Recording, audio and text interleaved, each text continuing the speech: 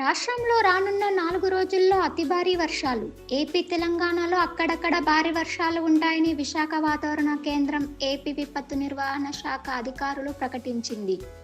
దక్షిణ అండమాన్ సముద్రం ఆనుకొని ఉన్న ఆగ్నేయ బంగాళాఖాతంపై ఉపరితల ఆవర్తనం కొనసాగుతుందని, దీని ప్రభావంతో మంగళవారం నాటికి ఆగ్నేయ బంగాళాఖాతంలో అల్పపీడనం ఏర్పడే అవకాశం ఉందని విపత్తుల నిర్వహణ సంస్థ మేనేజింగ్ డైరెక్టర్ ప్రకాష్ జైన్ తెలిపారు.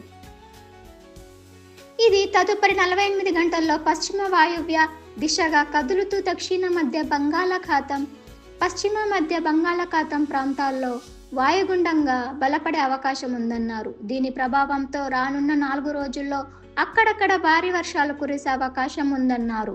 ప్రజలు అప్రమత్తంగా ఉండాలని, ఇప్పటి నుంచే రైతుల వ్యవసాయ పనుల్లో తగిన జాగ్రత్తలు తీసుకోవాలన్నారు. ఉరుములు, మెరుపులతో కూడిన వర్షాలు కురిసేటప్పుడు ప్రజలు చెట్ల కింద నిలబడరాదని సూచించారు.